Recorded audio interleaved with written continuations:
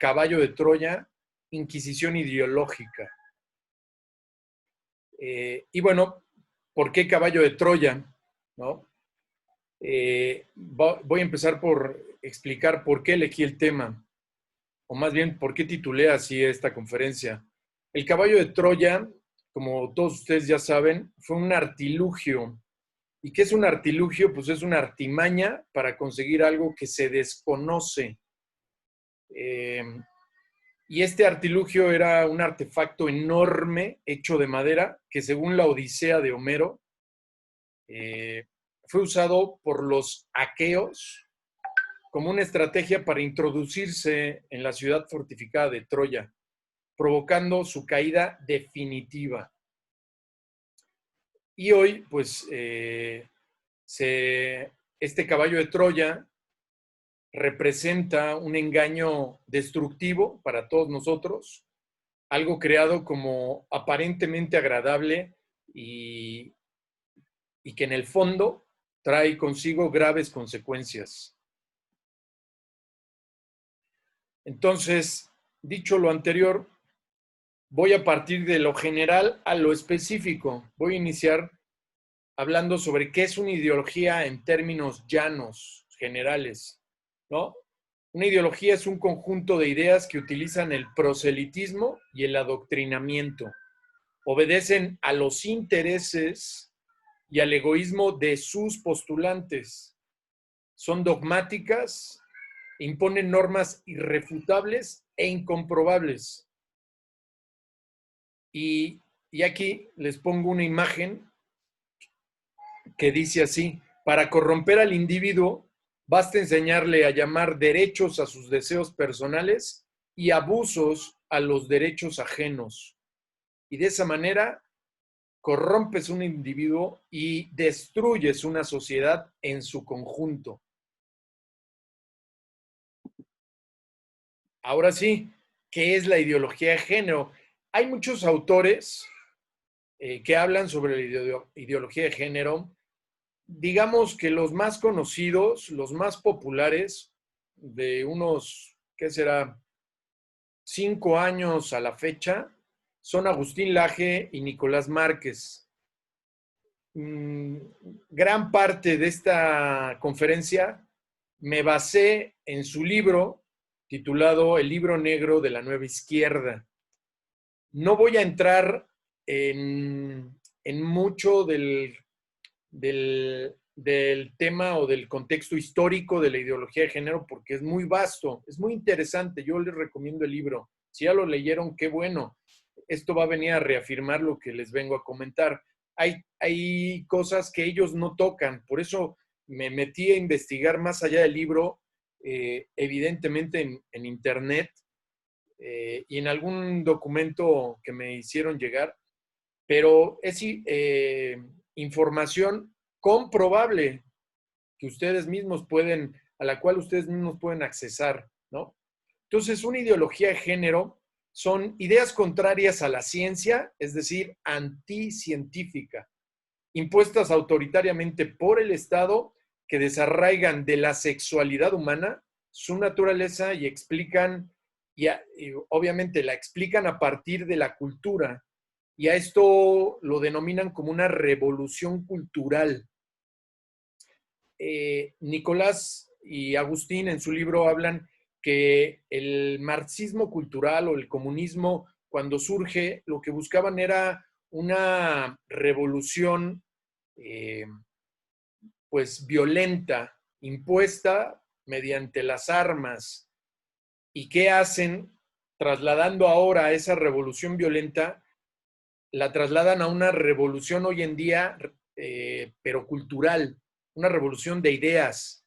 Así es como lo que ellos llaman el marxismo cultural trata de imponer ahora esas ideas propias, esos intereses propios, tratan de imponerlos a través de la ideología de género y le llaman una revolución cultural. Más adelante voy a justificar el por qué es una revolución cultural, ¿vale? Ojo, su fin último, y esto no lo dice Nicolás y Agustín en el libro de la Nueva Izquierda, el libro negro de la Nueva Izquierda, su fin último es meramente económico y antinatalista, ¿no? Debido a que los postulantes persiguen una ambición desmedida y tienen un miedo a la sobrepoblación de los que, pues, evidentemente, al tener este miedo a la sobrepoblación y esta ambición desmedida, promueven y financian esta ideología de género. Vamos a ahondar en este tema de lo económico, el fin económico y antinatalista más adelante. ¿Cuáles son los postulados de la ideología de género? La autopercepción, ojo, grábense este término, la autopercepción de uno constituye la realidad de todos. Mi autopercepción constituye la realidad de toda la sociedad o de todo el mundo. Modificar el pensamiento mediante la manipulación del lenguaje. ¿Y por qué el pensamiento mediante la manipulación del lenguaje? Porque somos, o más bien pensamos con palabras. Traten de pensar sin generar palabras o ideas, es imposible.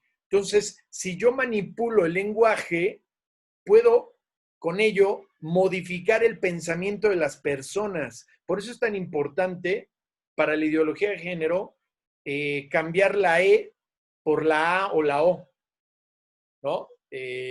O en vez de decir niños, como la RAE, la Real Academia Española, dice, basta con que digan niños, tienes que decir primero, antes se decía, no, es que para ser incluyentes, en vez de niños hay que decir niñas y niños, ok. Después, ni arroba ese, ¿no? Luego el arroba. Después, no, pues que no, con el arroba ya no, o sea, ya no sacias mis intereses. O sea, estamos siendo manipulados poco a poco. Después del arroba vino la E. No, pues es que ya con la E ahora sí ya me siento identificado. Y me refiero al grosso, a ese posmodernismo, a esta cultura progresista, ¿no? De que quieren sentirse incluyentes y empáticos con las minorías. Entonces pasamos de dividir niños por niñas y niños, luego con el arroba y ahora con la E. Si se dan cuenta, esto ha sido progresivo. Ahorita lo vamos a ver, este tema de cómo ha ido de manera paulatina la ideología de género adentrándose en el lenguaje y en nuestras ideas. Negar, siguiente postulado, negar la naturaleza, ya que todo es una construcción no social. Es decir, el sexo en sí, el ser hombre, ser mujer, es una mera construcción social, ¿no? O sea, nadie nace, ¿qué dicen los que promueven la ideología de género? Pues nadie nace como hombre y como mujer, naces neutro. Y ya después decides qué sexo elegir. Un niño de 8 años, que me digan, mis hijos, que me digan, oye, quiero ser mujer, a sus 3, 4, 5, 6 años, es absurdo. Bueno, pues ellos argumentan eso. Imponer dogmas y falsos derechos. Esto de imponer dogmas y falsos derechos ha llegado ya a un grado excesivo. Ya hablan incluso los doctos de la ley de un hipergarantismo, es decir, ya las garantías individuales, los derechos fundamentales ya no bastan. Ya hay que crear con cada, digamos, voy a ponerlo así, con cada trastorno mental, y hay que decirlo tal cual, la disforia de género hace 20, 30 años era un trastorno mental, estaba en el DSM-5, que es un libro que aglutina todos los trastornos mentales, el TOC, la disforia de género, la depresión, el trastorno de ansiedad, en fin. Ese DSM-5 en ese estaba la disforia de género. Lo sacaron porque ahora los homosexuales ya no tienen, las personas ya no tienen disforia de género, ¿no? Ahora tienen una preferencia sexual diferente. Ah, bueno, pues, y tienen ahora derechos. quieren derechos los homosexuales, ¿no? Las personas con preferencias al mismo sexo quieren derechos. Ah, bueno, pues ¿qué va a pasar en, qué les gusta? ¿5 años? Los pedófilos, que es un trastorno mental que está hoy en el DSM-5, cuando salga el DSM-6, ahora el lobby pedófilo, va a presionar, va a hacer un lobby para que se saque la pedofilia del DSM. Ahora en el DSM-6 no vaya incluido. Y entonces, ¿qué van a querer? También derechos. Eso es a lo que me refiero con el hipergarantismo. O sea, ya cada minoría va, pugna, pelea, presiona políticamente para que ya tengan ellos su propio derecho. Cuando esto lo que está haciendo es generar una inequidad legal. Cuando todos somos iguales ante la ley, cuando todos tenemos los mismos derechos, ¿qué está sucediendo? Que ahora unas minorías están pidiendo derechos para ellos. ¿Qué está pasando con la generalidad que es igual ante la ley, al igual que ellos? Simplemente se está viendo rebasada por esas minorías que están pidiendo derechos especiales para ellos. Eso es el hipergarantismo. A ese exceso, a ese extremo estamos cayendo incluso legalmente.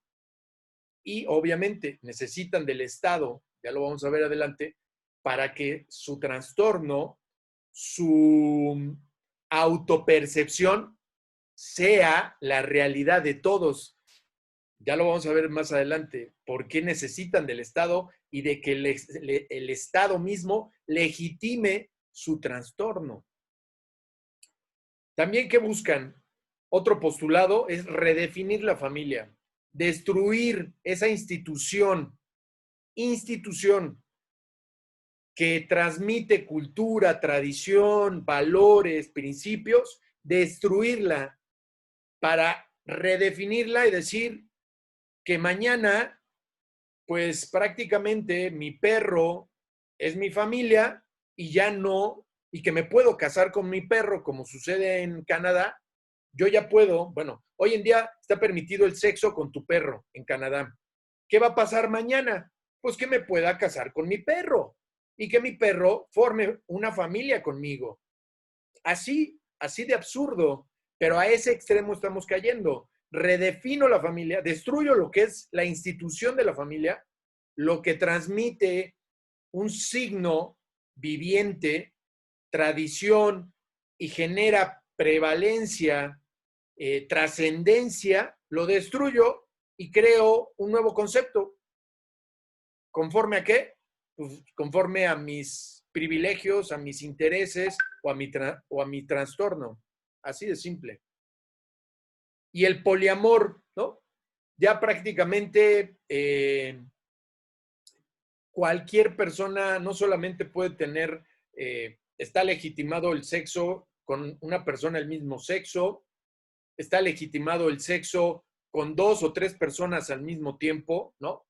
Así de simple. Ya hay núcleos o grupos de personas que viven y que no se sacian con una persona, sino con 2 o 3 al mismo tiempo, pero como un núcleo, es decir, como un ente, no solamente de una noche, sino ya como una familia, ¿no? Ya viven como familia, un hombre con 3 mujeres o un homosexual con 3 hombres y se consideran familia. O caigamos en el extremo que les estaba mencionando, un hombre con un perro.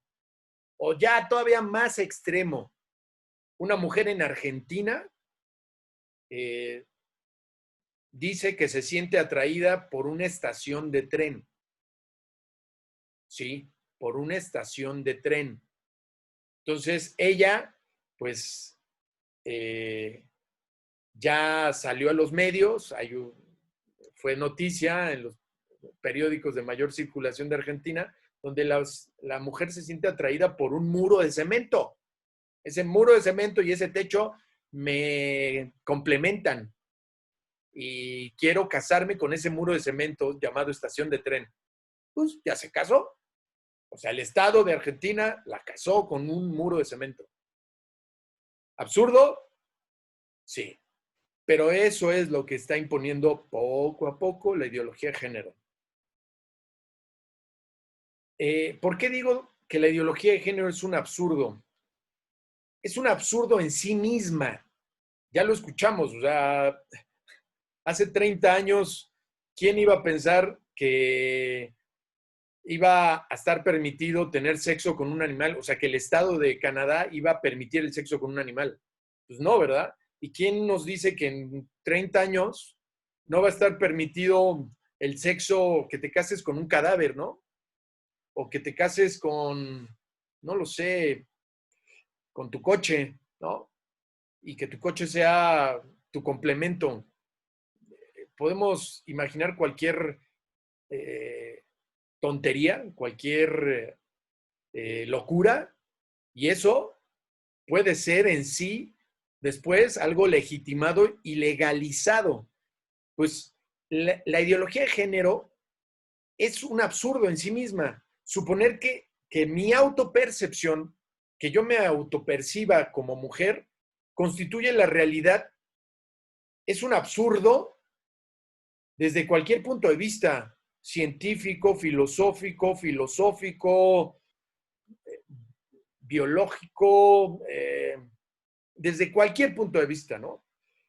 Pero si a esa ideología, a esa autopercepción, a ese trastorno, le inyectamos dinero y poder político, o sea, legalización, que el Estado lo autorice, lo legalice y lo promueva, si a ese trastorno el Estado le da su palomazo y dice, desde hoy te puedes casar con tu perro y eso es considerado como familia, el absurdo ya desapareció, no solamente del DSM-5, de la Constitución e incluso de la normalización. O sea, la gente tiene que estar obligada ya a verte presentando, cuando, no sé, presentándoles a tu perro, diciéndoles, mira, te presento a mi marido. Salúdalos, Firulais. Él es mi marido. O él es mi esposa, ¿no? Eh, entonces este absurdo queda de lado y no va a importar porque se va a imponer por la fuerza del Estado, ¿no?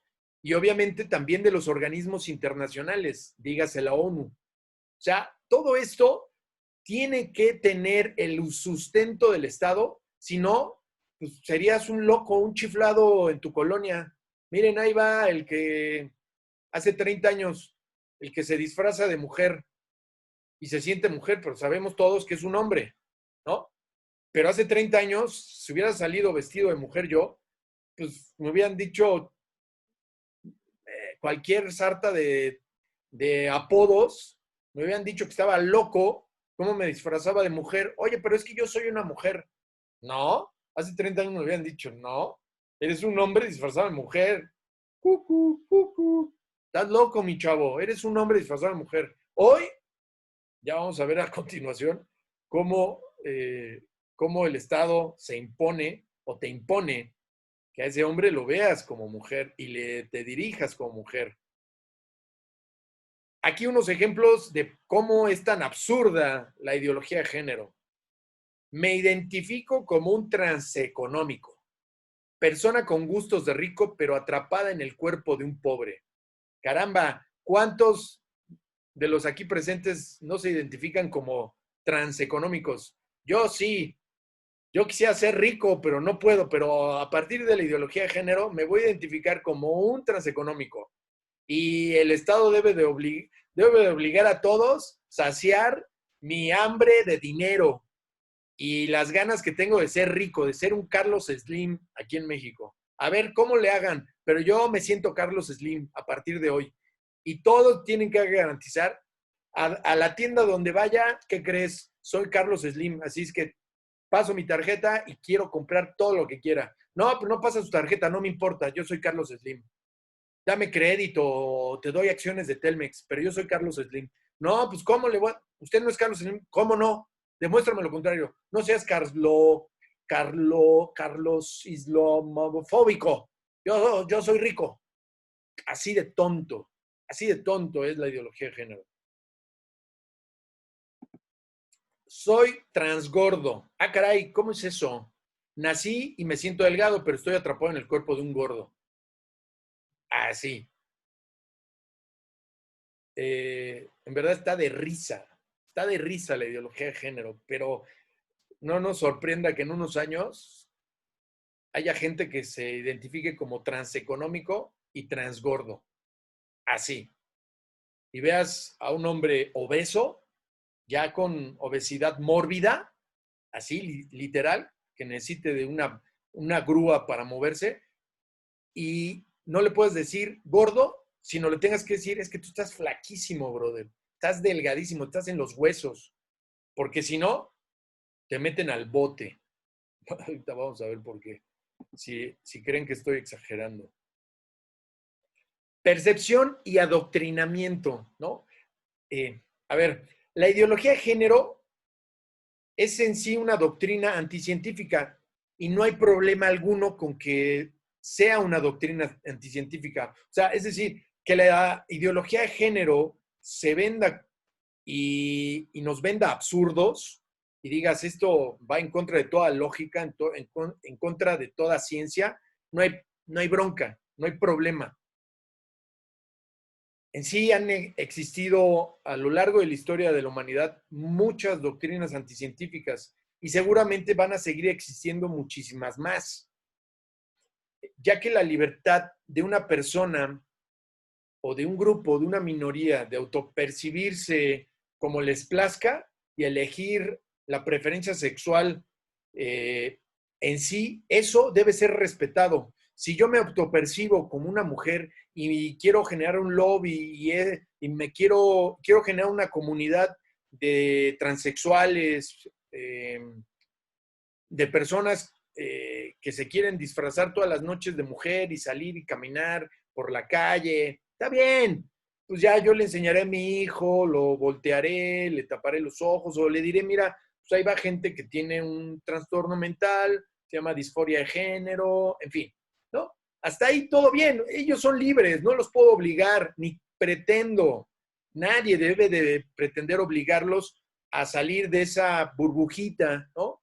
Eh, Hasta ahí ellos son libres de hacer lo que les plazca, digámoslo así, eh, eh, con su vida lo que quieran, siempre y cuando, aquí viene lo interesante, ¿no? En que se quiera autopercibir como quieran, no es el problema, aunque en el fondo puede ser sí un problema. Ya lo vamos a ver un poco adelante, que hay autopercepciones que pueden dañar incluso a la persona o dañan a la sociedad. Pero bueno, supongamos en estricto sentido, ese es su problema. El problema de esa persona de autopercibirse como mujer es su problema. Bueno, el verdadero problema es cuando esa autopercepción se impone, o sea, la autopercepción de una persona o de una minoría se impone de manera autoritaria por el Estado, obviamente, a una mayoría o a una sociedad en su totalidad. Ese es el problema, que tu vecino se autoperciba como perro, pues allá él. El problema viene cuando a toda la colonia, a toda la ciudad, a todo un país, se le impone esa autopercepción. Vamos a ponerlo con un ejemplo más claro. Si mi amigo Juan se autopercibe como Superman, o como mujer, como niño, como perro, como carro, como lo que sea, como lombriz, tiene el derecho de hacerlo. Incluso si desea aventarse de un edificio, es su decisión en estricto sentido. Puede, puede la sociedad o yo no estar de acuerdo porque sé que se hará daño mi amigo Juan, ¿no? Y se va a morir si se avienta de ese edificio porque se siente Superman. Pero en estricto sentido es un tema suyo. ¿Cuándo se vuelve un tema mío? Cuando el Estado, debido al lobby que hace mi amigo Juan junto con otros más que se autoperciben como superhéroes, crea una ley que me obliga a participar de esa autopercepción de mi amigo Juan y me llama, bueno, y me autodenomina el Estado y mi amigo Juan Isulovi, si no estoy de acuerdo, como supermanofóbico, ¿no? Si no estás de acuerdo con verlo como Superman, entonces eres un supermanofóbico. Y también me obliga el Estado a pagarle su traje de superhéroe con mis impuestos. Ahí también ya está incidiendo o infringiendo o metiéndose el Estado incluso en mi propiedad, en mi dinero, en mis ganancias, para estarle financiando a mi amigo Juan su autopercepción. Además, el Estado crea un plan de estudios. Esto es lo más maquiavélico, lo más ruin y malévolo. Crea un plan de estudios para adoctrinar a mis hijos, enseñándoles que también pueden ser un superhéroe, pueden ser Superman como mi amigo Juan, y pueden aventarse en un edificio sin hacerse daño. ¿Suena ridículo? ¿Suena inverosímil? ¿Suena impensable? Piénsenlo. Hace 30 años no se veía a los homosexuales como se ven hoy, como se defiende su derecho a crear incluso una familia. Ojo, ¿eh? O sea, hoy esto puede sonar absurdo, pero a lo mejor en 30 años, si a un chiflado se le ocurre crear un lobby de superhéroes, no duden que el Estado, con fines antinatalistas, ruines, de que pues total, que se muera más gente, queriéndose aventar de un edificio, lo establezcan como ley. Así como lo escuchan. La libertad en sí no es el problema de un servidor o de las personas que estamos cuerdas, sino la imposición de la doctrina anticientífica. Y esto presupone que existe una élite intelectual que nos debe reeducar y enseñar cómo percibir la realidad, ¿no? Y vivir con empatía, con inclusión, para ser mejores personas. No, es que para ser un mejor ser humano, una persona más incluyente, debes de quitar la A y la O y sustituirlas por la E. Todes somos mejores personas. Y ya con eso eres incluyente, eres un ser humano que ama, que se preocupa por sus seres, por sus hermanos, por esas personas pobrecitas que viven excluidas de esta sociedad ruin, heteropatriarcal. Y esto la juventud lo ha comprado, según esto, para cambiar el mundo. Y manipular como ovejitas a los jóvenes nunca ha sido tan fácil como lo es ahora. Caramba, ¿quieres ser incluyente en verdad? Aprende braille, lenguaje de señas, crea una aplicación para sordomudos, como un joven en Argentina que creó una aplicación para sordomudos, pero la que es más famosa es una feminista que habla con la E en Argentina. Había un meme muy bueno donde comparan a esta feminista con este genio que creó esta aplicación para sordomudos. Y la que los medios, el establishment y la sociedad progresista o incluyente ve como alma de Dios caritativa y buena, incluyente, empática, es a la feminista.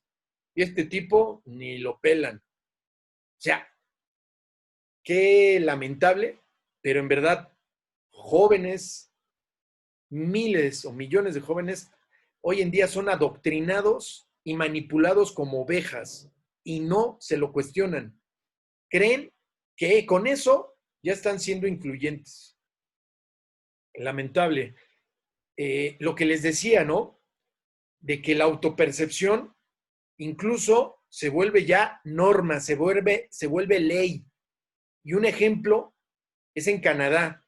Se aprobó una ley en Canadá donde castiga severamente con cárcel a toda aquella persona que utilice pronombres de género equivocados. Es decir, si un transexual me lo topo en la calle y en vez de decirle, disculpe usted, dama, le digo, oiga, caballero, ¿me puede ayudar? Y obviamente se siente ofendido y me demanda, me denuncia, me meten al bote 6 meses por haberle dicho caballero y no dama al hombre disfrazado de mujer. Así, ¿eh? Te meten al bote 6 meses, mínimo, por haberle proferido una ofensa en contra de su autopercepción. Aunque tú lo veas como mujer, digo como hombre, incluso con la cara verde de que se acaba de rasurar. Ah, no, le tienes que decir dama, mujer, doña, porque si no te meten al bote. Así. Lo que importa es la percepción de la persona y no la percepción de todos. Para el Estado, para el lobby gay, para el lobby pedófilo, lo que importa es lo que yo creo, veo, siento, y no lo que la sociedad cree, ve o siente. Es como el chiste de ahí va un borrachito en circuito interior o periférico o en Bernardo Quintana en sentido contrario, literal en sentido contrario, prende la radio y dice el noticiero, no, pues aquí se está informando que un loco va en sentido contrario en Bernardo Quintana, van las patrullas ya a detenerlo. Y dice, un loco, cientos de locos van en sentido contrario, ¿no? Por todos los que iban en sentido correcto. O sea, el borrachito, su autopercepción es que va en sentido correcto y todos los demás vienen en sentido contrario. Así es la ideología de género, o eso es lo que nos está adoctrinando a creer. Por eso incluso yo conozco homosexuales que están en contra de la ideología de género, están en contra incluso de la adopción por parte de parejas homosexuales. Adopción de niños por parte de parejas homosexuales. El caso más sonado fue el de Dolce Gabbana, esta pareja de hombres con preferencia al mismo sexo, esta pareja de homosexuales, estaban públicamente en contra y toda la comunidad gay, el lobby gay, se les fue a la yugular. O sea, ya ni siquiera los gays pueden opinar en contra de la ideología de género. O sea, ven, incluso esto, por eso puse en el tema de esta conferencia, la inquisición ideológica. Esto es una dictadura del relativismo. Si para mí yo creo que voy en sentido correcto en Bernardo Quintana y todos los demás, toda la ciudad viene en sentido contrario, no me importa morirme estrellado contra un automovilista o matar a una familia que venga en sentido correcto. No me importa. Ellos están mal, yo estoy bien. Caramba, así es la ideología de género. Lo que les decía, cuando una autopercepción ya es dañina para la persona o para la sociedad. Si una persona flaca se percibe gorda o que tiene varias personalidades, se le canaliza automáticamente para brindarle apoyo psicológico y médico. Ya sea esto porque ya es un trastorno mental y todo lo conocemos como anorexia, ¿no? Pero si un niño se percibe como niña, se le aplaude y reconoce, se le hormoniza y se le mutilan sus genitales. O sea, ¿qué diferencia hay entre una niña que está con la piel pegada al hueso y a punto de morir y que se ve gorda, con un niño que está sano, pero la sociedad, incluso sus padres, le han hecho creer, lo han adoctrinado de que es una mujer y que ahora quiere verse como mujer y quiere que se le mutile su pene? ¿Qué diferencia hay? Las dos son autopercepciones, las dos son trastornos y hay que atenderlos, sí, con caridad cristiana, sí, con empatía, sí, con un acompañamiento, con un seguimiento profesional, para que no se hagan daño a sí mismos. Pero bueno, eso es lo que menos le interesa al establishment o ya vamos a ver adelante, o como lo dije anteriormente, a esos postulantes soberbios, egocéntricos, con el poder económico y político para implementar y promover una ideología, no importando las pérdidas humanas, la dignidad humana. ¿Cómo bueno, dirán, bueno, ya vimos que es una ideología, pero el tema es el cómo, ¿no? Eso es lo que incluso tampoco Agustín y Nicolás en su libro, El libro negro de la nueva izquierda, no hablan de esto que se llama la ventana de Overton, el cómo implementa una ideología en la sociedad. Y esto es dicho por su autor de esta manera: puede ser más eficaz que la carga de una arma nuclear para destruir comunidades humanas. La ventana de Overton. Así la denominó su autor, Joseph Overton. Y con esto, pues, de manera paulatina, progresiva, legalizas cualquier cosa, como lo vemos en la imagen: aborto, pedofilia, adopción, homoparental, feminismo, en fin, cualquier aberración la vas a poder legalizar. Y ahorita les voy a explicar cómo, el cómo. Esto es una tecnología de destrucción masiva. Y cómo puede permear esto, cómo se puede llevar a cabo. También dirán, pues, que no es muy fácil de identificar. Pues bueno, en una sociedad, en la actual sociedad de la tolerancia extrema, donde todo se debe de tolerar, que no tiene ideales fijos y bien arraigados, y como resultado tampoco una clara división entre el bien y el mal, que es una dictadura, lo decía el Papa Juan Pablo II, es una dictadura del relativismo. Todo es relativo, nada es absoluto.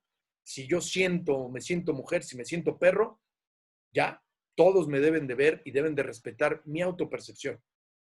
Y no sabemos ya si eso está bien o está mal, porque ya es tanto el bombardeo por parte de los medios masivos de comunicación, que existe una técnica que permite cambiar la actitud popular hacia conceptos considerados como inaceptables por la propia sociedad. O sea, hoy algo que considero inaceptable, mañana va a ser aceptable, ¿no?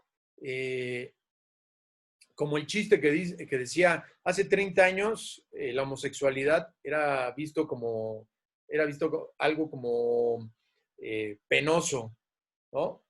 Hace 15 años era visto como algo chistoso. Hoy es visto la homosexualidad como algo obligatorio. O sea, cómo ha ido pasando, cómo se ha visto la homosexualidad a lo largo del tiempo, ¿no? Antes se hacían chistes de homosexuales. Hace 15 años, lo recuerdo. Hoy, si haces un chiste de homosexuales, tómala, te queman vivo en leña verde. Así. Y no el Estado, la sociedad.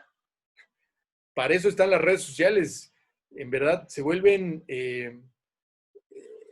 verdaderos tribunales de inquisidores, las redes sociales. Aquí la imagen dice: la nueva definición de tolerancia, permitir que una minoría redefina todo para el mundo, a fin de complacerlos a ellos. O sea, ni siquiera es para complacer a la sociedad en general, no. O sea, hay que complacer a una minoría. Qué ridículo, qué absurdo, pero así es la ideología. Y no me voy a cansar de decir lo absurdo que es la ideología de género. ¿Cómo legalizar lo impensable? Desde una acción repugnante e inmoral hasta ser aceptada por las masas, por el pueblo y por la ley, ¿no? Eso no se consigue mediante un lavado de cerebro.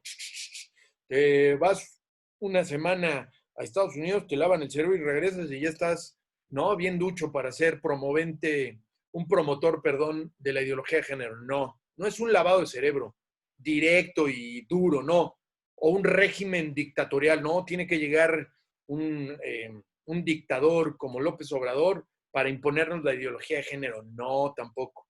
Sino con técnicas más sofisticadas que son efectivas gracias a su aplicación coherente, sutil y progresivo. Así, coherente, sutil y progresivo, lento, ¿no? Sin que la sociedad misma se dé cuenta del proceso. Así de fácil. Va a ir poco a poquito. Ya lo vamos a ver ahorita con... aquí es lo que Oliver Clerc, un pensador y filósofo francés y también escritor, decía al escribir una fábula titulada La rana que no sabía que estaba hervida, con la que muestra el éxito de la ventana de Overton.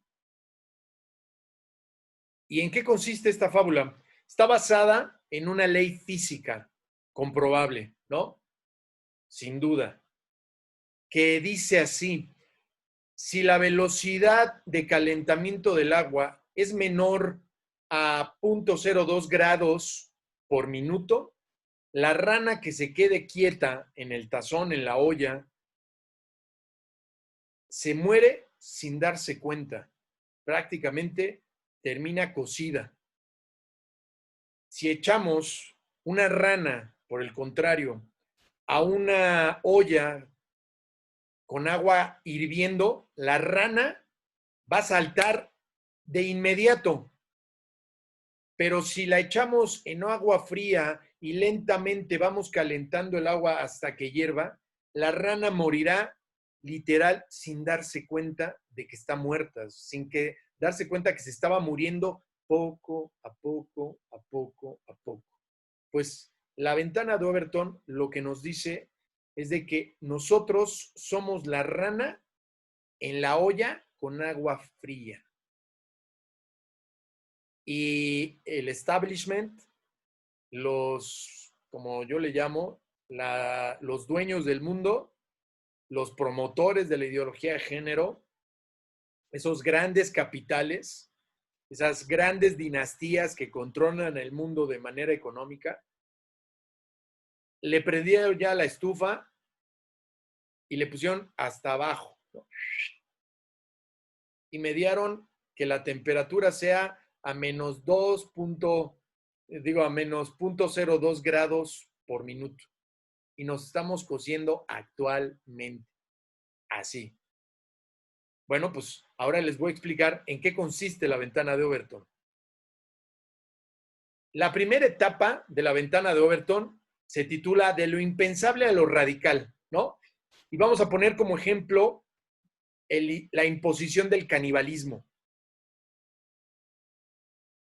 Y hay que transformar con ello la opinión pública respecto al canibalismo, que hoy en día sabemos que comer carne humana está mal. Bueno, pues en esta etapa el tema aún todavía está en su nivel más bajo de aceptación pública. O sea, nadie lo acepta. En su mayoría, en general, nadie acepta el comer carne humana, ¿no? Por ello se traslada el tema a la esfera científica, ya que los científicos no tienen temas tabús, pero sí declaraciones autorizadas, ¿no? Y entonces son ellos quienes comienzan a discutir libremente y sin tabú alguno sobre las bondades del canibalismo y los rituales exóticos de la sociedad leopardo en África Occidental o de los Korowai en Nueva Guinea, etcétera, ¿no? Todas aquellas comunidades donde es normal para ellos comer carne humana. Son caníbales, literal. Haciéndolos, más bien, haciendo estas declaraciones, estas discusiones, estas conferencias, pues en simposiums, en documentales para televisión, en Nat Geo, en Discovery Channel, ¿no? y artículos periodísticos o en revistas indexadas, ¿no? Con rigor científico, etcétera, ¿no? El tema del canibalismo, ahora sí, ya se le ha quitado el morbo y el tabú, y ahora se convirtió en una investigación científica y en una plática ya cotidiana de todos nosotros, ¿no? Ya estamos con una actitud más abierta, más, digamos, plural o empática, de hablar sobre el canibalismo. Oye, porque viste el programa de Discovery Channel que hablan sobre el canibalismo, o viste que salió en un documental en Netflix sobre esto y sobre el otro, que hablan sobre el canibalismo, lo abordan sobre las bondades, o viste a tal científico. Sí. O sea, ya se vuelve parte de una charla de café. Aquí es donde la ventana de Overton ha comenzado a operar sin darnos cuenta. Segunda etapa, de lo radical a lo aceptable. Si se dan cuenta, empezamos de lo impensable a lo radical, ahora de lo radical a lo aceptable. Aquí, en esta etapa, ya se está imponiendo el canibalismo, ¿no? Al modificar el pensamiento a través del lenguaje. Como les dije, nosotros pensamos con palabras, conceptualizamos el mundo a través de palabras, ya que no podemos pensar sin palabras. Entonces, si cambiamos las palabras o nos cambian las palabras, prácticamente cambian nuestro pensamiento de todo lo que hemos conceptualizado a través de palabras. Y como la palabra canibalismo suena feo, suena terrorífico, suena a sangre, a muerte de un ser humano, hay que crear un eufemismo para quitarle el miedo a la gente y separar la palabra de su verdadero significado. Hay que darle un nuevo significado. Y entonces ya empiezas prácticamente a olvidarte incluso de la palabra canibalismo. Ya la olvidaste. Y entonces ya no se trata de comer personas, sino de un gusto refinado, de comer otro tipo de carne, ¿no? Y le vas a esto a denominar antropofilia. Yo soy un antropofílico. Oh, qué refinado, ¿no? Ya no me puedes decir caníbal. No, caníbales eran aquellos hombres en taparrabos de Nueva Guinea, o aquellos aztecas que sacrificaban gente y hacían un rico pozole con las partes que extraían de sus esclavos después del sacrificio al dios Sol. Se hacían ese rico pozole. No. Hoy soy antropofílico. Ah, canijo. Pero si alguien osara hablar de ello en contra del antropofílico, será considerado un hipócrita intolerante. Y esto justificará que se cree una nueva enfermedad mental en el DSM-6, llamada antropofobia. Ay, a eso sí le imprimes todo el miedo y el terror. Y aguas con ser un antropofóbico, porque te queman vivo en leña verde. Se vuelve aquí esto una nueva inquisición. Ojo, ¿eh? Así. ¿Creen que estoy exagerando?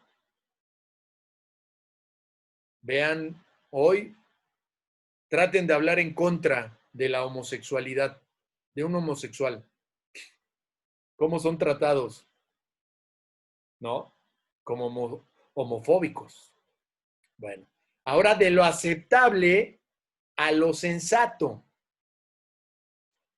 En esta etapa se muestran circunstancias mitológicas o simplemente inventadas, como la película El Hoyo en Netflix, donde en pocas palabras es un edificio, es una prisión hecha edificio, donde en cada piso es una celda con 2 personas y por en medio es un boquete que desde el último piso hasta el primer piso.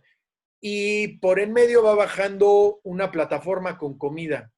Y conforme va bajando, en determinado tiempo se va deteniendo o va bajando con una cierta lentitud, pues prácticamente al último piso ya no le llegó comida a los últimos presos. Bueno, pues la película, en pocas palabras, no tiene mucho chiste y no es, la verdad, nada recomendable. Cinematográficamente hablando, es una basura, pero bueno, algo tenía que crear Netflix para ir justificando incluso el canibalismo.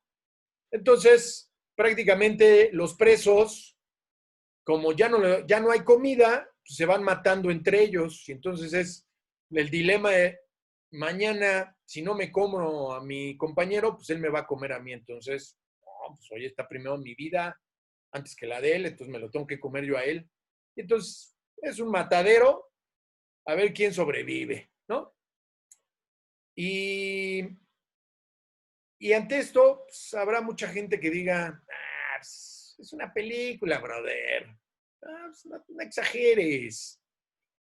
Bueno, pues aunque yo me puedo oponer a la película y decir es una basura, quieren justificar el canibalismo, saldrán los expertos, ¿no? A decir, no, es que en la historia de la humanidad ya hubo ocasiones donde la antropofilia, ojo, no canibalismo, antropofilia fue necesaria, ¿no? Como es el caso de aquellos deportistas de rugby uruguayos que su avión se estrelló en la cordillera de los Andes, ¿no? Esta película, también la hicieron película, El Milagro de los Andes, donde para sobrevivir, pues se iban comiendo a sus compañeros muertos. Entonces, así los expertos justificarán el canibalismo, perdón, la antropofilia. Con esto se crea un precedente como prueba de que puede ser normalizado el canibalismo, incluso legalizado. Y para ello, pues van a promover ideas como comer personas está genéticamente, biológicamente justificado. O como en circunstancias apremiantes puedes recurrir a la antropofilia. O también el hombre libre tiene derecho a decidir qué come. ¿No? Pues total, no voy a matar a nadie, me voy a la morgue, agarro un muertito, ¿no? Que acaba de llegar, le pago una lana al de la morgue que me dé una rebanada de pompi y ya voy ahí con como si fuera mi cacho de bistec, como si hubiera ido a la carnicería, pues total, ¿no? También es una violencia, ¿no? Matar a las reses. Pues total, pues ¿qué más da? Echarme un cachetito derecho de mi compadre, ¿no? Que supe que se murió ayer. Y entonces prácticamente ya estás justificando pues, que la gente empiece a comer carne humana. Cuarta etapa, de lo sensato a lo popular. Aquí me gusta mucho esta etapa porque lo que les decía de ese poder masivo de los medios de comunicación se hace presente, ¿no? De las redes sociales, de los influencers, de los artistas y figuras públicas que ya apoyan abiertamente, obviamente con una lana o con siendo el nuevo protagónico de la película tal, previamente haces toda una campaña en favor del canibalismo y con ello el director o la casa productora ya te pone como protagonista de la nueva película y eso representa mucho dinero para ti, ¿no? Tu manager te dice, oye, creo que conviene ahorita que hables a favor de los homosexuales o que hables a favor de la pedofilia o de la adopción por parte de los homosexuales, porque eso te va a generar mayor rating, posicionamiento en los medios y seguramente ya me dijo el productor de la película nueva que va a sacar Warner Bros., que eso te puede representar mayor foco en los medios y seguramente la gente va a querer que tú seas el siguiente protagónico, ¿no? De esta película. Ah, no, pues sí, entonces voy a lanzar en mis redes sociales todo lo que sea a favor de la antropofilia. Así, ¿eh? Así es. Y entonces ya apoyan abiertamente la antropofilia y la antropofilia se utiliza ya también en películas, series de TV, letras de canciones, incluso en caricaturas. O sea, ya empiezan con todo este aparato, este establishment, a operar ya de manera descarada, ¿no? Para reforzar aún más el mensaje de que la antropofilia es buena, es saludable, es correcta. Incluso esas películas, esas canciones ganan Óscares, ganan Grammys, ¿no? Entonces, ya no importa si la actriz Yalitza Aparicio fue buena, literal, buena, cinematográficamente hablando, fue buena, hizo una buena interpretación de su papel. No importa, perdón, pero no importa. Lo que importa es el tema de la película. Y si el tema es sobre antropofilia, pues denle una nominación. Pues total, no le vamos a dar el Oscar porque ya sería caer en el ridículo del ridículo o en el absurdo del absurdo, ¿no? Denle una nominación. ¿Y eso qué va a generar? Bueno, pues que salga en revistas, que salga en programas de televisión, que sea la figura de la campaña del gobierno federal para el estado de Oaxaca, para la Guelaguetza, que sea ya una figura pública y que hable en contra, a favor del aborto, que hable a favor del movimiento feminista radical, que use un pañuelo verde en el video de Ricky Martin, que bla, bla, bla, bla, bla, bla, bla, bla. Y entonces creas, ¿no? Creas esos influencers que van a ser no otra cosa que marionetas de lo que tú quieres que se imponga. Tú, titiritero, vas a tener a tu títere llamado Yalitza Aparicio. Punto. No es que sea, no es que yo sea misógino, machista, no, no, no. Es decir las cosas por su nombre. No actuó, es más, no hablemos si actuó bien o actuó mal, no actuó, o sea, actuó simplemente como un extra más, dicho por, en verdad, por críticos de cine. En fin, bueno, ese no es el tema. Entonces, para justificar a los antropofílicos, que ustedes y yo sabemos que son caníbales, se recurre a crearles una imagen positiva de víctimas. Es que son víctimas de las circunstancias los caníbales, alegando que ellos no tienen la culpa, ya que la naturaleza los hizo así, pobrecitos, ¿no? Y por otra parte, a los antropofóbicos hay que crearles una imagen negativa de victimarios, de psicópatas enloquecidos para quemar vivos a esos pobres antropofílicos. Son unos psicópatas intolerantes esos antropofóbicos. No entienden, no son empáticos con los antropofílicos. Y en las películas obviamente así se presenta también, ¿no?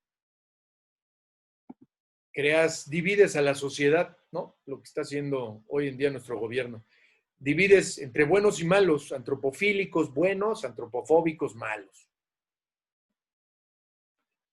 Quinta etapa, de lo popular a lo político, ¿no? Lo que les decía al inicio, o sea, este absurdo deja de ser absurdo cuando el Estado lo legitima, lo legaliza y le impone, incluso lo financia. En esta etapa, los grupos a favor de la antropofilia se consolidan en el gobierno y en el gobierno y ostentan un poder político, ya sea en la presidencia, en el Congreso, en la Suprema Corte, etcétera. Tienen que ocupar esas posiciones de tomadores de decisión, que van a ser claves para que esa ley a favor de la antropofilia pase, para que ese decreto se imponga, en fin, ¿no? Y ya estando ahí, levantan encuestas de opinión, obviamente amañadas, que confirman el alto porcentaje de mexicanos que están a favor de la antropofilia, ¿no? De comer carne. Y con ello, pues legitiman el crear una ley a favor de la antropofilia, ¿no? Que regule no, es que hay que regular para que pues, el antropofílico, ¿no? Como el aborto legal, ¿no? No, es que yo estoy a favor del aborto legal, no del aborto clandestino, ¿no? Y esas que están a favor en contra del aborto clandestino, ahorita en la cuarentena estaban promoviendo el aborto en casa. Absurdo. Y entonces, el regular la antropofilia evitas que la gente esté asesinando al vecino y con ello llenar su refri de carne humana. Entonces hay que ir a la morgue o hay que ir a las tiendas, ¿no? Autorizadas por el gobierno para comprar carne humana. No deja de ser canibalismo. Y imponen el Estado o estos grupos, estos lobbies en el gobierno, imponen un nuevo dogma. La prohibición de comer personas está prohibido. Manéjale el lenguaje, en otras palabras, es aceptemos el comer carne humana. Comámonos entre todos, casi casi, ¿no? En este punto la sociedad ya ha sufrido una ruptura desde su raíz, en su conjunto. Sus normas de convivencia humana han sido destruidas y sustituidas por nuevas normas progresistas, ¿no? Los progresistas se jactan de buscar el progreso de la humanidad, de la sociedad, y lo único que están haciendo es retroceder a la sociedad a lo más primitivo, a lo más primitivo. La ventana de Overton, en conjunto, es la preferida por ese liberalismo a ultranza, ese liberalismo extremo que funciona gracias a esa tolerancia extrema, excesiva, esa tolerancia amigable, eliminando con ello todos los tabús. O sea, total, yo soy libre de comer lo que quiera, de que llegue a mi panza lo que sea, ¿no? Yo soy libre de tener sexo con mi mascota, yo soy libre de matar al niño que llevo dentro, es mi cuerpo. Y total, entonces igual el caníbal pues puede comer la carne del vecino, incluso si ya lo ve medio moribundo o que está en etapa terminal, pues dice, pues total, vamos a matarlo, ¿no? Con la eutanasia. Sus pompis, todavía le queda algo de pompi, pues esas me las llevo yo a mi refri. Ya aunque lo demás del ser humano esté podrido, pero pues las pompis no, así es que así.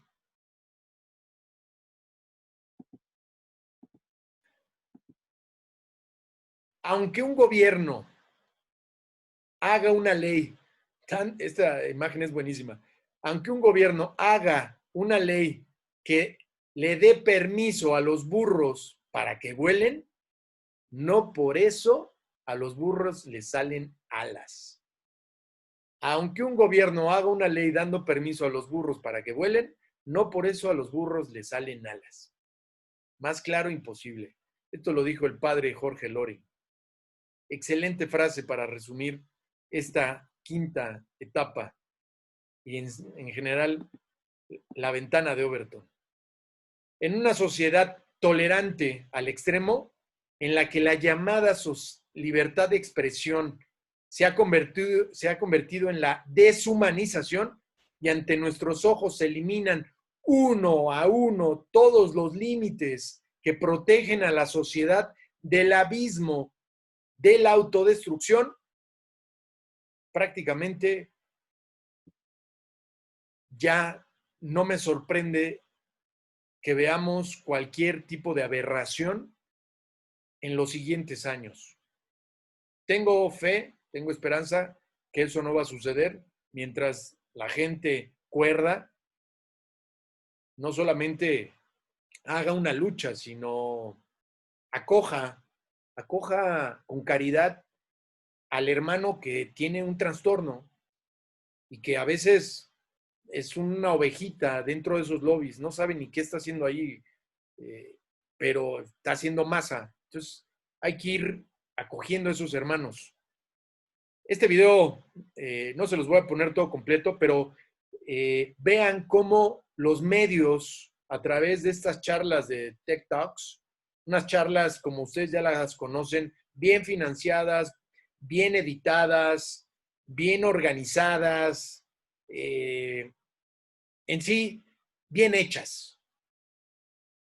Mandan mensajes, algunos muy positivos, pero otros, caramba, como este. Véanlo, por favor.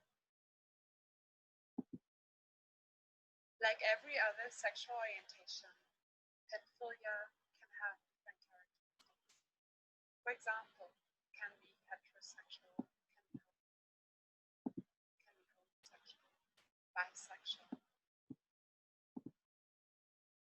Some pedophiles are exclusively attracted to children. Others are not exclusively attracted to children, but they are also sexually interested in adults. But their main sexual interest lies within children. Only if this main sexual interest is given, we talk about pedophilia. Chances every one of you knows at least one pedophile are higher than that you don't know anyone. We haven't found out yet why pedophilia occurs. There are biological, social, and psychological factors to it. It occurs unrelated to socio-economical status and unrelated to educational level. So generally speaking, anyone could be born a pedophile. According to current research, pedophilia is an unchangeable sexual orientation, just like, for example, heterosexuality. No one chooses to be a pedophile. No one conceives being one. The difference between pedophilia and other sexual orientations is that leaving out this sexual orientation will end in a disaster. At the moment, we live in a world that already excludes pedophiles because of their preference alone. But just like pedophiles, we are not responsible for our feelings. We do not choose them, but we are responsible for our actions. And we must make a decision. It is in our responsibility to reflect and to overcome our negative feelings about pedophiles and to treat them with the same respect we treat other people. We should accept that pedophiles are people who have not chosen their sexuality and who, unlike most of us, will never be able to live it out freely if they want to lead an upright life. We should accept that pedophilia is a sexual preference, a thought, a feeling, and not an act. We should differentiate between child sexual abuse and pedophilia. No one is responsible for their feelings, but everyone is responsible for their actions. I thank you.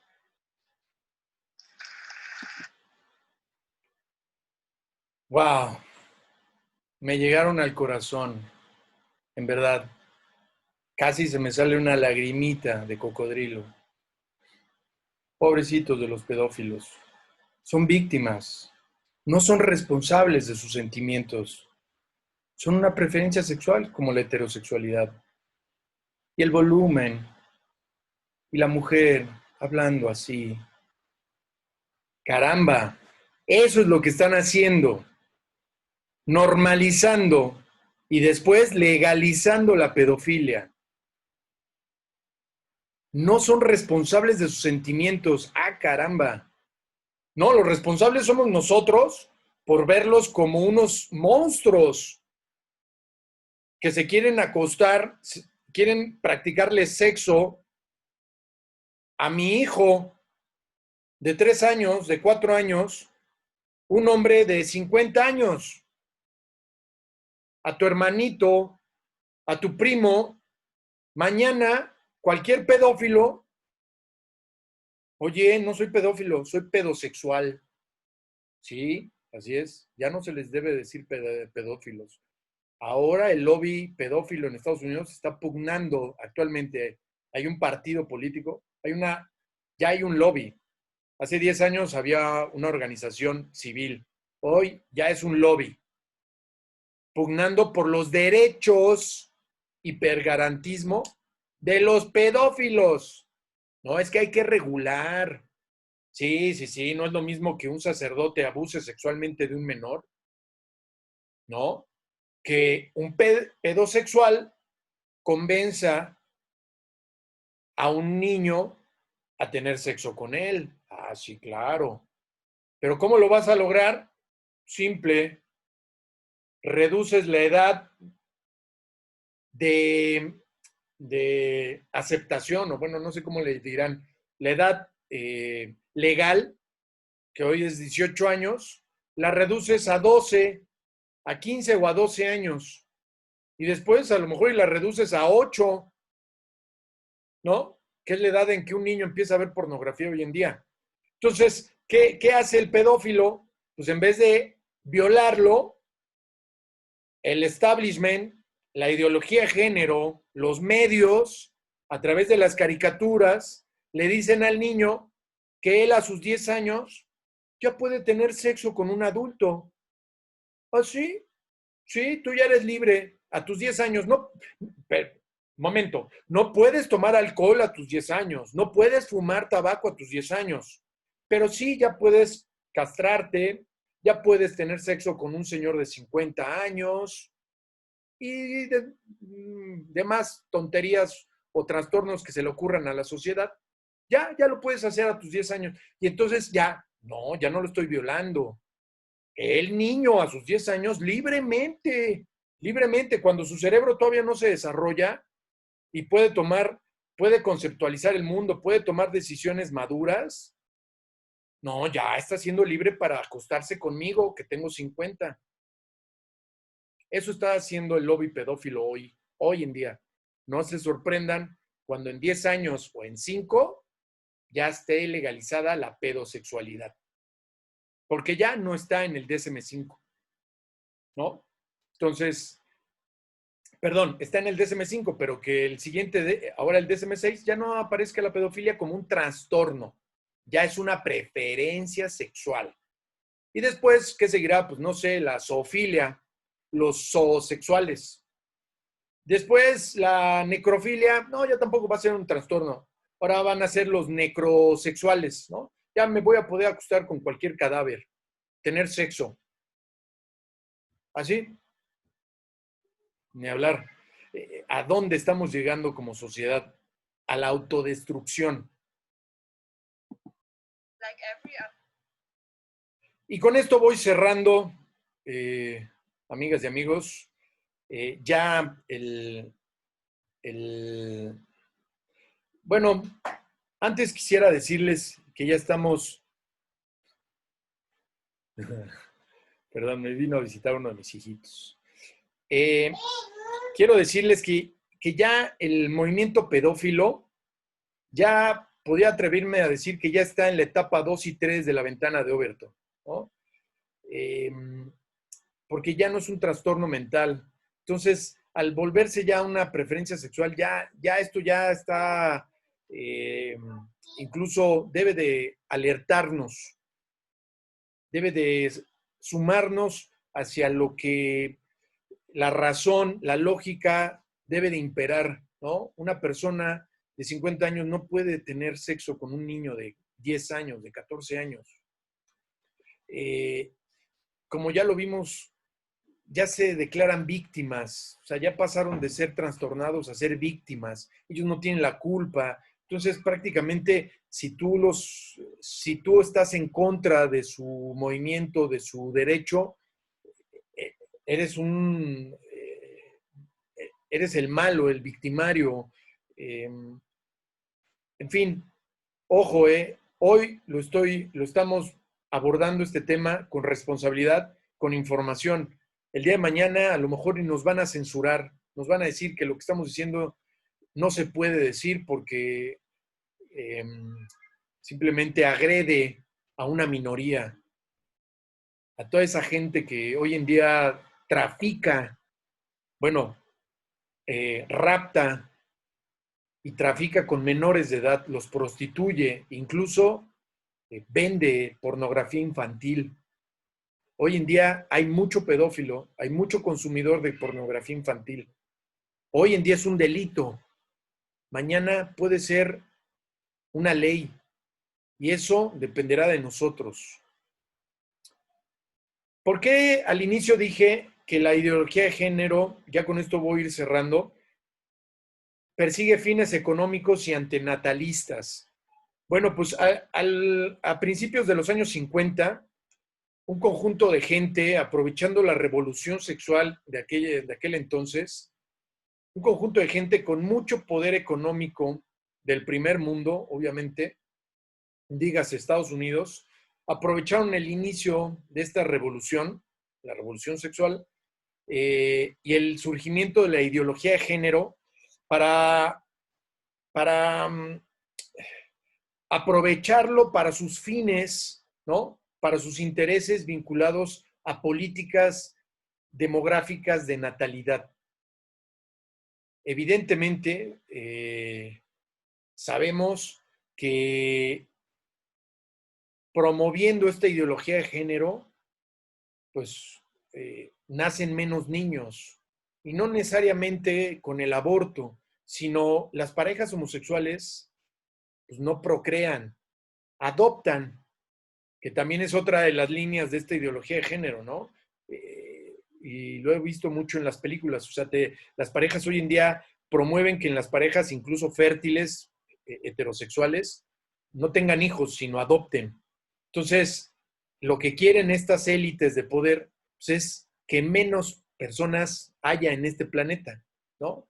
Y que pues, evidentemente pues, el planeta sea disfrutado con los que ya vivimos actualmente. Y también pues, los viejos y inservibles, pues que se mueran, ¿no? Con la eutanasia. Entonces, se crea con esta línea de antinatalismo, se crea la International Planned Parenthood Federation, lo que hoy en día se conoce como Planned Parenthood, ¿no? La crea, que es esta, que es la mayor empresa abortista del mundo, y la crea Margaret Sanger en 1952, ojo, y fue auspiciada por David Rockefeller III, y también David Rockefeller III, a raíz de la Planned Parenthood, crea el Consejo de Población.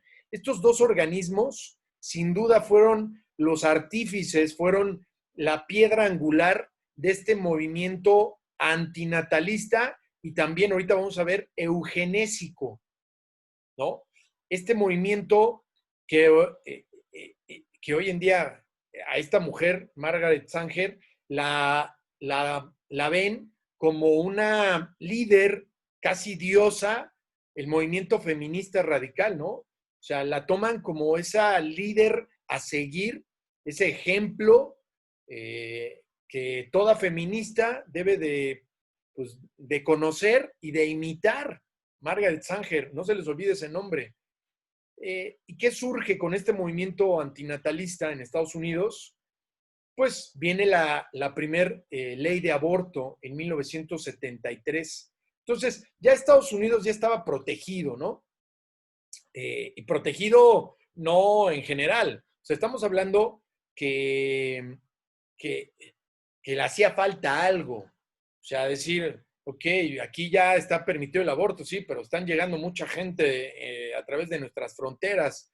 Entonces, ¿qué busca o qué buscaba en aquel entonces Estados Unidos? Pues ese movimiento antinatalista y eugenésico, llevarlo a otros países, dígase a los países pobres, ¿no?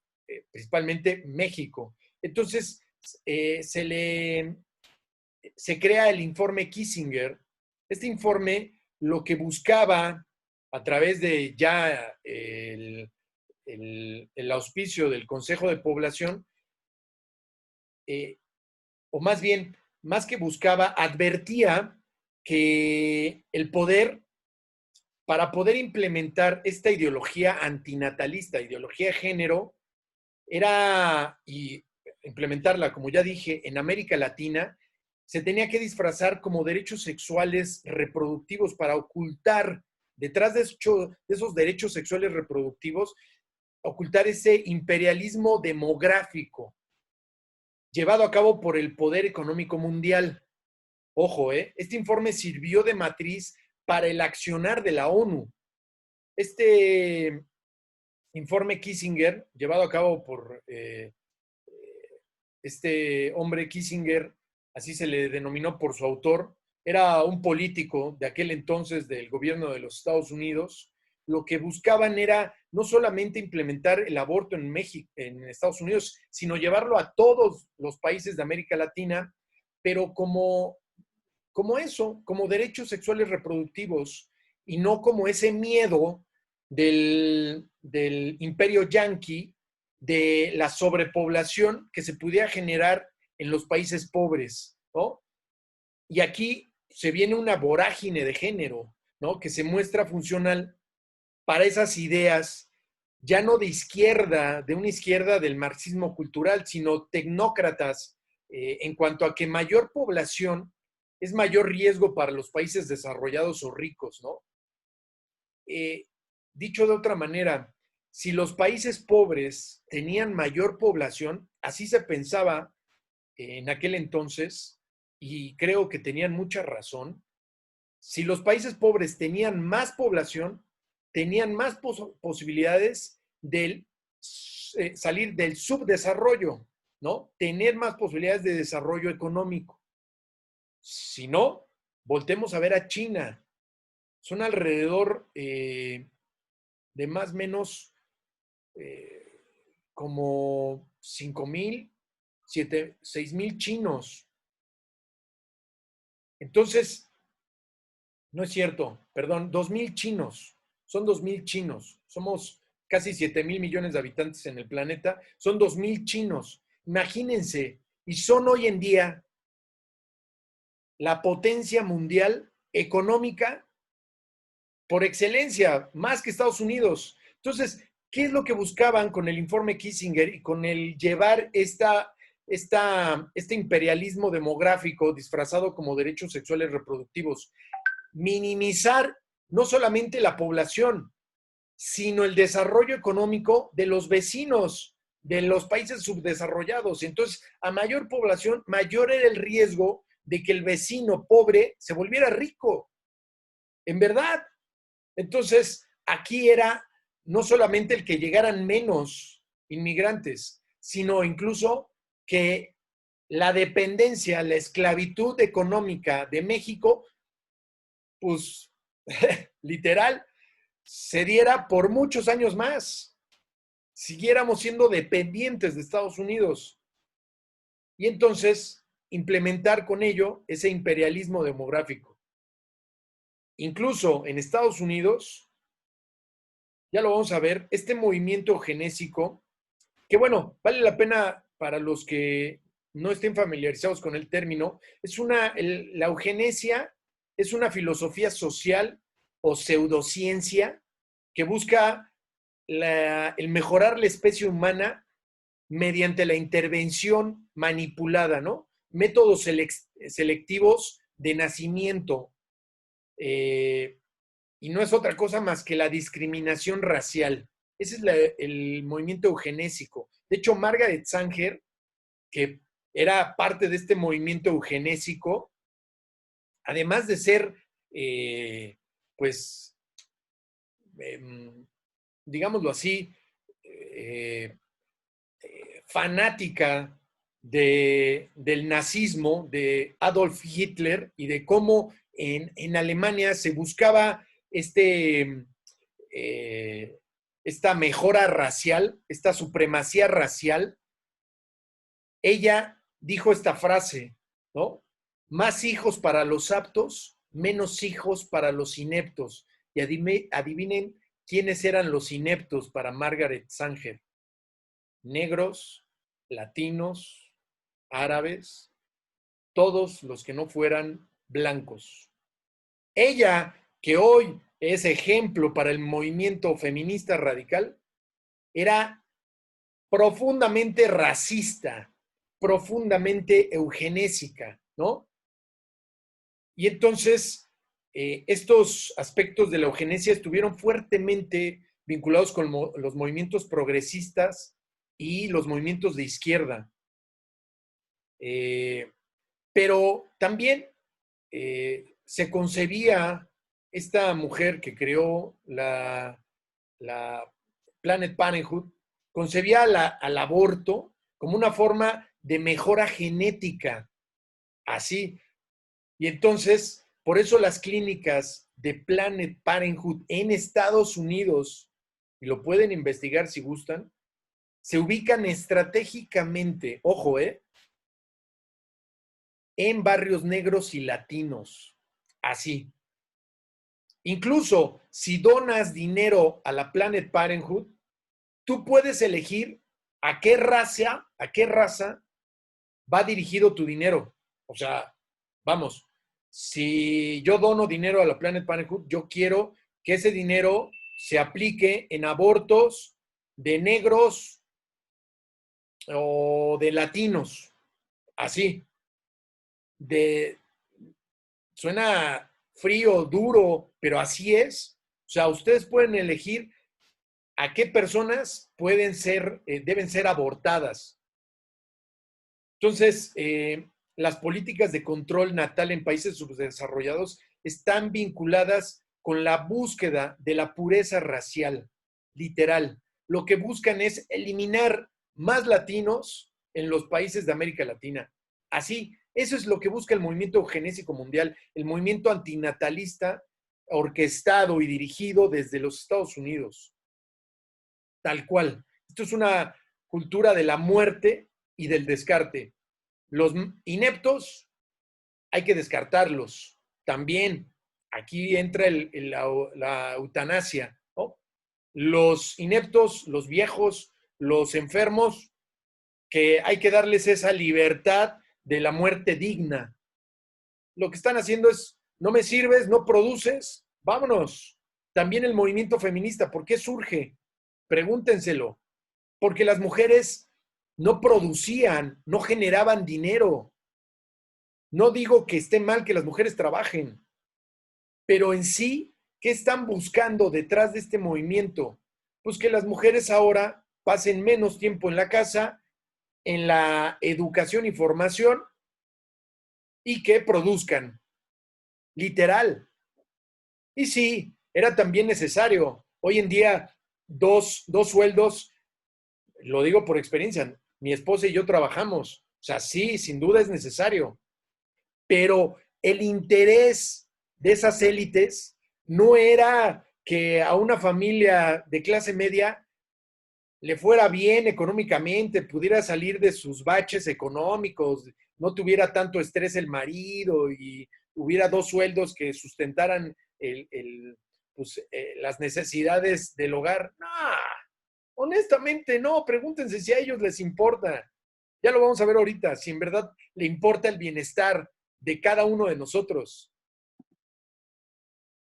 Y aquí, bueno, pues grábenselas bien, aquí están las marcas de las organizaciones internacionales que promueven esta agenda antinatalista, este movimiento eugenésico. La ONU, la Open Society Foundations, la Population Council, la Ford Foundation, ¿sí? Es de la marca Ford, de los automóviles, la Planet Parenthood y la Rockefeller Foundation. Estas son las que están en todo este movimiento antinatalista y eugenésico. Porque es una ingeniería social anticristiana. Y con esto no quiero entrar en un tema teológico, religioso, no. A ver, hay un conflicto anticultural en Europa, ¿no? ¿Y qué es el multiculturalismo? Partamos de qué es el multiculturalismo. Las personas somos diferentes culturalmente, eso es obvio, eso es evidente, pero cuando las personas de diferentes culturas conviven simultáneamente, ya sea por inmigración, por globalización, en un mismo lugar, y situación se generan conflictos que generan caos. Quieras o no, voltemos a ver Europa, ¿cómo está? ¿Cómo está la situación entre musulmanes y cristianos en Europa? No estoy hablando de Asia, donde matan, persiguen y asesinan a cristianos los musulmanes. No, en Europa. Aquí está, esta imagen retrata la realidad de Europa. Por un lado, la revista Time dice, la vida sin hijos. Estos son los nuevos europeos. Perdón, estos son los europeos, los de raza blanca, ¿no? Que son lo que también se conoció este fenómeno social hace 10 años, como los dinks, hace 10 o 15 años, los dinks, double income, que en inglés es double income, no kids, ¿no? Doble ingreso, cero niños o no niños, que son parejas heterosexuales que simple y llanamente no quieren tener hijos. Se casan o se rejuntan y quieren tener una vida, ya sea los próximos 5, 10, 15 años, sin hijos y viajar y comprar una mascota, adoptar una mascota, porque hay que ser pues, incluyentes, en fin. Y entonces no tienen hijos, porque se les ha vendido, se les ha adoctrinado, pues que la vida se hizo para vivirla, ¿no? Y hay que ser felices y hay que tener. Y entonces el hijo te estorba. ¿Y qué está haciendo, por otra parte, qué están haciendo los nuevos inmigrantes o los nuevos europeos? Los musulmanes están sobrepoblando Europa, literal, así. Ellos son los nuevos europeos que están llegando por ese multiculturalismo, porque, ay, no hables en contra de los musulmanes porque eres un islamofóbico. Los victimizan, no, es que se fueron de su patria porque había conflicto bélico. Sí, pero lo que pasa es que están llegando y prácticamente se están imponiendo, están deculturando, ya no es un multiculturalismo, están deculturando, están quitando la cultura occidental en Europa y están imponiendo la suya, ¿no? Eh, Aquí entra el siguiente tema, que es el relevo generacional. El bienestar de las sociedades depende en gran medida de su capacidad para mantener una tasa de fecundidad óptima que les permita garantizar el reemplazo generacional y el crecimiento económico. Lo que les decía, ¿qué buscaba el movimiento eugenésico y antinatalista en Estados Unidos? Pues prácticamente evitar que México, en los años 70, que México estaba teniendo una tasa de fecundidad, de fertilidad más alta que Estados Unidos, y que Estados Unidos ya había aprobado en los años 70 el aborto, pues entonces ya veían venir que México iba a tener más población que Estados Unidos y con ello mayor desarrollo económico. Entonces, eso es lo que estaba pronosticando Estados Unidos, eso es lo que estaban pronosticando en la ONU y con este informe Kissinger. Y entonces, prácticamente en Europa, volviendo a Europa, hoy en día España, por este relevo generacional que no está teniendo, pero necesita urgentemente 300,000 nacimientos, óiganlo bien, 300,000 nacimientos diarios para garantizar ese relevo generacional que no está teniendo.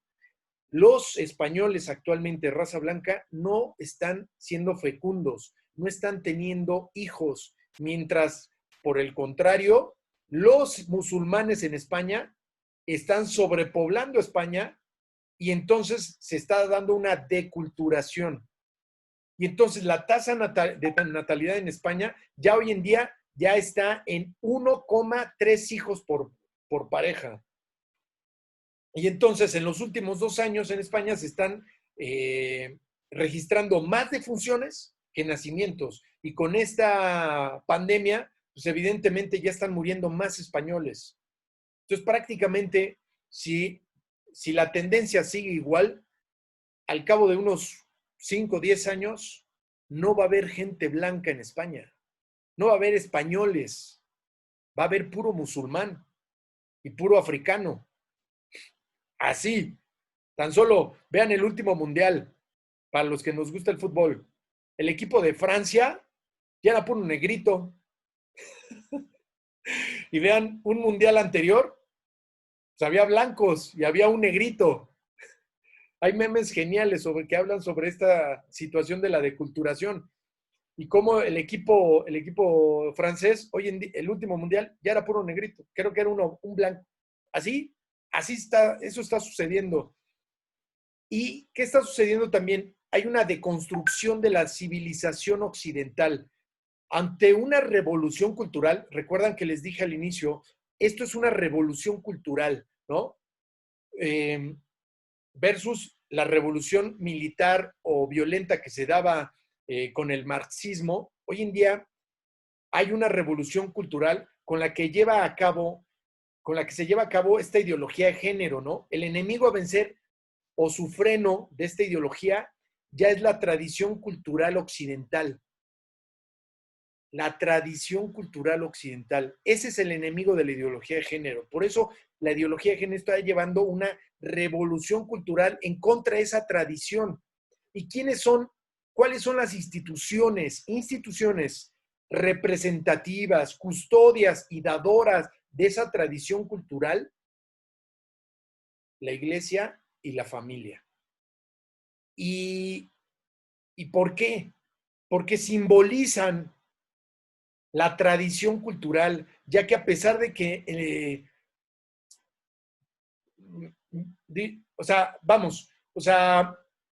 ¿por qué la iglesia y la familia? Por más ateo que tú seas, naciste en un país cristiano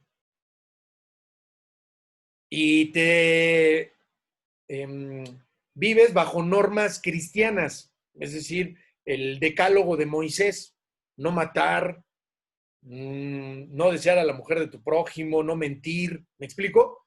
O sea, por más ateo que seas, vives bajo una tradición cultural cristiana. Si nacieras en Arabia Saudita y también seas ateo, naciste bajo una cultura tradicional musulmana o islámica, por más ateo que seas. Por eso les digo que esto no tiene nada que ver con lo teológico o lo religioso, pero sí lo saben los promotores de la ideología de género, que esas dos instituciones, iglesia y familia, representan esa tradición cultural. Por eso, véanlo, en las marchas feministas o en las marchas del lobby gay, el principal objetivo que tienen estas marchas feministas radicales es el vandalizar las iglesias cristianas. ¿O han visto que algún lobby feminista radical vaya y pintarrajee, rompa cristales de alguna mezquita musulmana? Cri, cri, cri. No. Y hay mezquitas musulmanas en la Ciudad de México. Y nunca se han parado para ni siquiera vociferar, lanzar consignas verbales por cómo tratan a la mujer en la cultura islámica, que no es más, ni siquiera es objeto, es nada, es .000 hacia la izquierda, no vale la mujer. Ah, pero eso sí, las feministas van y generan vituperios, vandalizan una iglesia cristiana, cuando la iglesia ni siquiera la iglesia cristiana trata a la mujer como la tratan en los países musulmanes. O sea, la doctrina cristiana ni siquiera ve a la mujer como la doctrina islámica la ve. Culturalmente hay un abismo entre lo cristiano y lo musulmán. Ah, bueno, pues lo cristiano es lo más cercano a respetar la dignidad de la mujer. Ah, bueno, es a la que atacan. ¡Qué absurdo! Ah, pues eso es la ideología. Pues a la que sí verdaderamente cosifica o reduce a nada a la mujer, ni la tocan, ¿no? Entonces, eh, pero más allá de que puedan quemar una iglesia con el cura adentro o convertirla, ojo, con lo que les decía con la deculturación, en Europa hay una gran cantidad, si no es que ya todas, las iglesias cristianas en Europa se han ido convirtiendo paulatinamente en bares, bibliotecas, pistas de patinaje, restaurantes, porque ya está habiendo cada vez menos cristianos en Europa. Ah, y pregúntenme cuántas mezquitas hay en Europa. Montonales. Tan solo Holanda hoy en día tiene más mezquitas que iglesias cristianas en Holanda. Y así va a ir sucediendo conforme se vaya avanzando la mancha de ideología de género o de la ingeniería social anticristiana en toda Europa. Va a haber pura mezquita en unos años. Ya no va a haber templos religiosos cristianos. Y entonces, pero por más que la conviertan en pista de patinaje o que la quemen, como en Chile, que quemaron 2 iglesias cristianas, estos movimientos zurdos o feministas, izquierdosos, por más que los quemen, el símbolo permanece. Eso que representa la iglesia no va implícito, intrínseco en la estructura de tabique, ¿no? Y entonces eso es lo que representa la iglesia y eso es lo que representa la familia y eso es lo que quieren destruir, lo que representa, los símbolos que representan. Porque los templos podrán ser destruidos, pero la cultura, la fe, la creencia es la que también quieren destruir, lo que representa en nosotros esa cultura cristiana, esa familia, de destruir la familia para que puedan imponer lo que su cerebrito trastornado quiera imponer. Y entonces, esto, como se los comenté, no va al aspecto meramente religioso, sino sociológico y antropológico, ¿no? Ya que independientemente de que uno cree en Dios, esto va a los principios que regulan, los principios cristianos que regulan la cultura occidental, lo que no les gusta al Oriente. Pregunto, ¿a poco han visto marchas feministas en Arabia Saudita? ¿O han visto marchas del lobby gay en Arabia Saudita? Allá los cuelgan, eh, los cuelgan a los homosexuales. Ah, pero eso sí, aquí se les deja hacer con displicencia lo que quieran. No estoy diciendo que detrás de la ideología de género está la religión islámica, pero sí, sin duda, puedo decir que detrás de la ideología de género hay financiamiento musulmán, que no es lo mismo que la religión islámica. Capital musulmán, sí, sin duda, pero con sede en Wall Street. Ah, claro, con sede en Wall Street. Pero bueno, y por último, ya con esto cierro. ¿Por qué decía que la ideología de género persigue fines económicos? Como ejemplo, el pink market o comercio rosa, que es el comercio que representa a todo el lobby gay, a todo el movimiento homosexual en el mundo. Bueno, en promedio, un homosexual gasta un 15% más que un heterosexual. Vamos, una pareja de 2 homosexuales en un viaje de placer, en un viaje de vacaciones, va a gastar hasta un 30% más que una familia de 2 heterosexuales, de esposo, esposa y 3 hijos. Van a gastar más estos 2 heterosexuales que esta familia de 5 miembros, familia tradicional, para llamarle así. ¿En qué? En souvenirs, en actividades, tours, en comidas. Es natural. Esta familia va de clase media, claro está, ¿no? Va a lo mejor a buscar que esos gastos sean más vigilados, hechos con más mesura. Pero estos 2 homosexuales van a gastar sus 2 ingresos en ese viaje. Entonces, si en el mundo, el pink market tiene un valor promedio de más de 70,000 millones de dólares y en México más de 4,000 millones de dólares anualmente, pues ¿qué marca de hamburguesas, de aviones, de banco, de papitas, no va a querer ser gay friendly? Pues claro que todas. Ya se dieron cuenta que ahí está el dinero. Ya se dieron cuenta que ellos gastan más que los heterosexuales. Pues, ¿cómo no les va a convenir poner la bandera de arcoíris en su logotipo, en sus redes, en los anaqueles y decir que ellos son gay friendly y apoyan los derechos homosexuales? Patrañas, patrañas. Es marketing sentimental. Lo que me interesa es tu dinero, tus derechos, tu estabilidad emocional, lo que sientas, me vale. Literal, un cheto. Pero eso sí, los chetos son gay friendly. Bueno, no los chetos, los doritos. En fin, o sea, están siendo manipulados cual marionetas por las grandes élites de poder económico. No solamente, lo hemos visto, no solamente para que tengan menos hijos los ineptos, sino para que consuman más y sigan teniendo el mismo vacío los homosexuales.